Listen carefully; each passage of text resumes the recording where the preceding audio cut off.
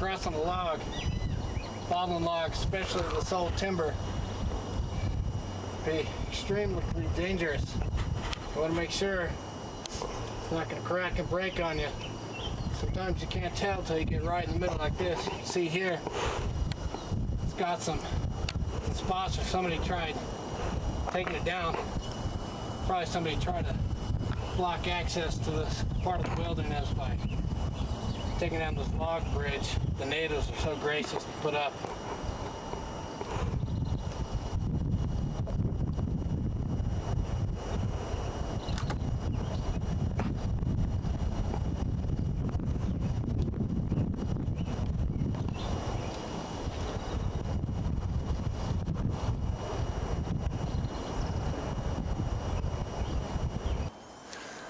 It's been raining on and off for the better part of the afternoon.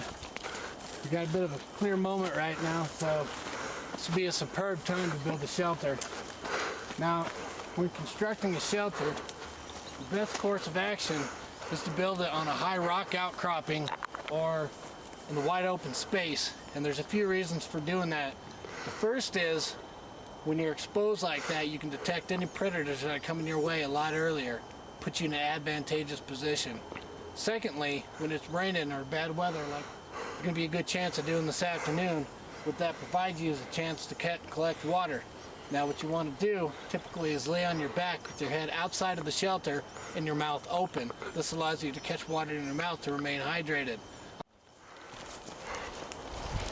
Another benefit to having your shelter exposed to the elements like that, you got a chance to take a shower in the rain.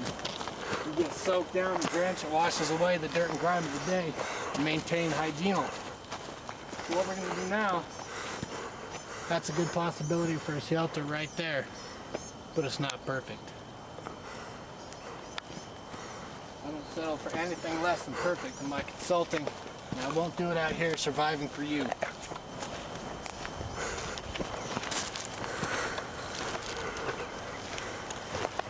So far there hasn't been a lot of wildlife. I think they're all bedded down. Gives me the sense that there's a predator nearby. I know my calming spirit shouldn't alarm them.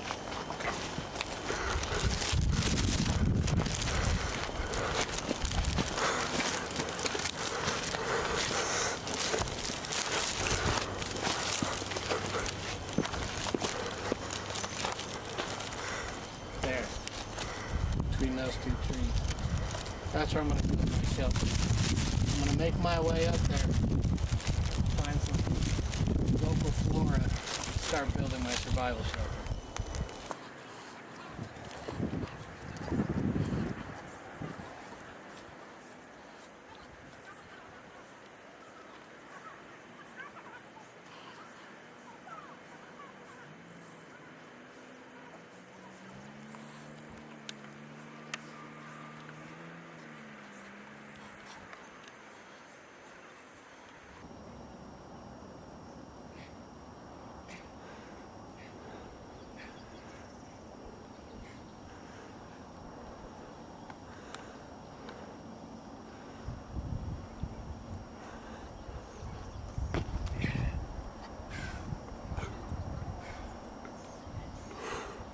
Tough climb, but comes with finding the perfect spot for shelter.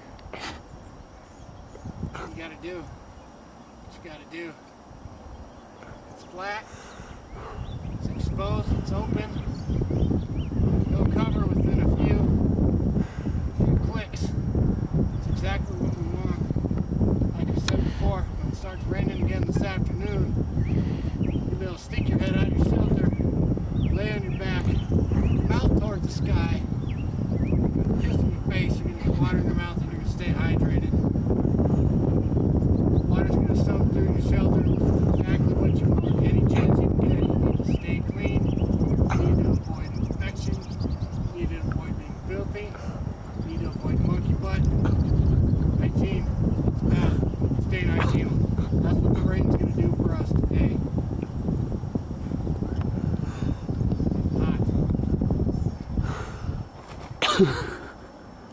Survival, consulting, that's what I do. I spotted this deer in the brush.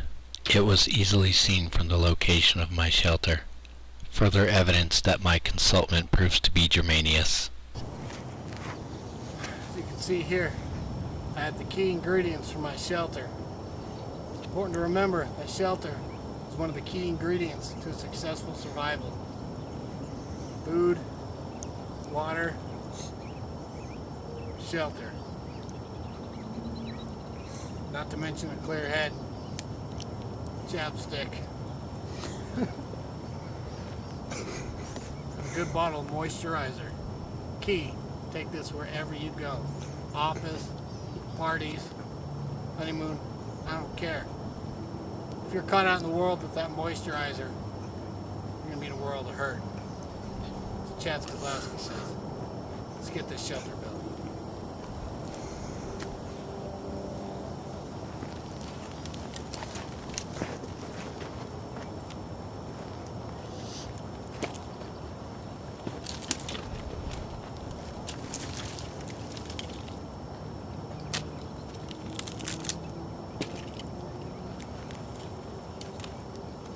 You know, legend has it that the Native Americans dug holes in all of these pomegranate formations around this area, filled them with treasures galore.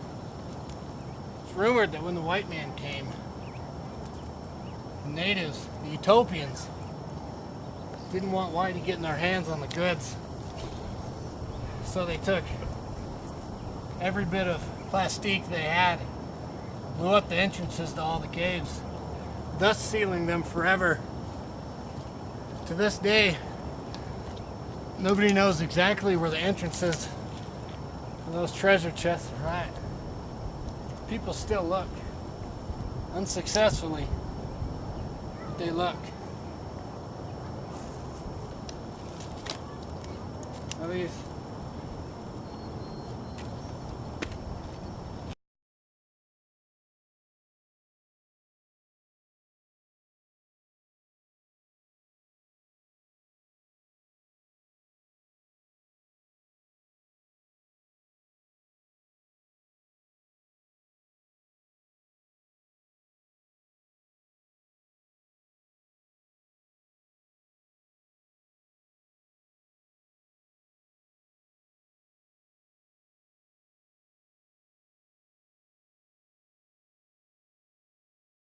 shelter done. Some inexperienced survivalers out there might think this is incomplete.